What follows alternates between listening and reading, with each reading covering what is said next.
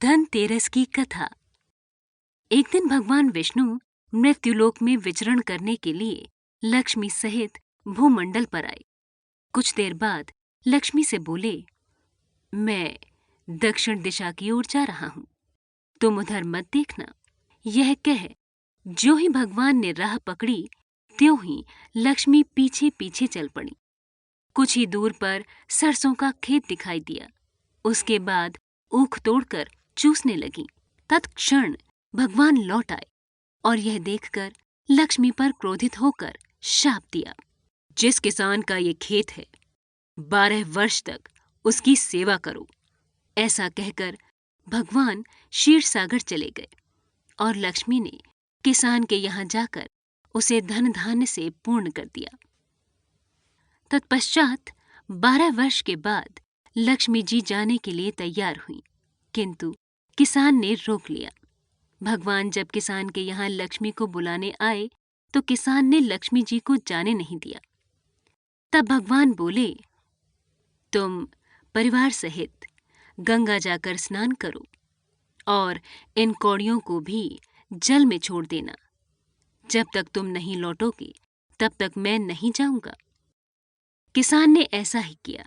जैसे ही उसने गंगा में कौड़ियां डाली, वैसे ही गंगा में से 4 चतुर्भुज निकले और कौड़ियां लेकर चलने को उद्यत हुए। जब किसान ने ऐसा आश्चर्य देखा तो गंगा जी से पूछा, ये 4 भुजाएं किसकी थीं? गंगा जी ने बताया, हे किसान, वे चारों हाथ मेरे ही थे। तूने जो कौड़ियां मुझे भेंट की हैं, वे किसकी दी हुई हैं? किसान बोला, मेरे घर में 2 सज्जन आए हैं, उन्होंने ही दी हैं।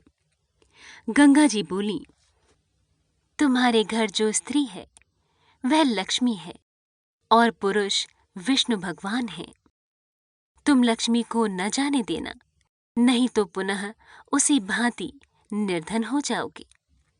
यह सुनकर जब वह घर लौटा तो भगवान से बोला, मैं लक्ष्मी जी को नहीं जाने दूंगा। जब भगवान ने किसान को समझाया, इनको मेरा श्राप था जो कि 12 वर्ष से तुम्हारी सेवा कर रही हैं। फिर लक्ष्मी चंचल हैं, इनको बड़े बड़े नहीं रोक सके।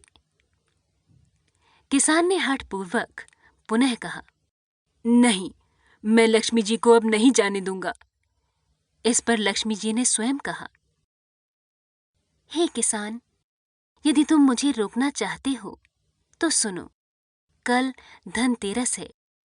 तुम अपना घर स्वच्छ रखो, रात्रि में घी का दीपक जलाकर रखना, तब मैं तुम्हारे घर आऊंगी। उस समय तुम मेरी पूजा करना, किंतु मैं तुम्हें दिखाई नहीं दूंगी।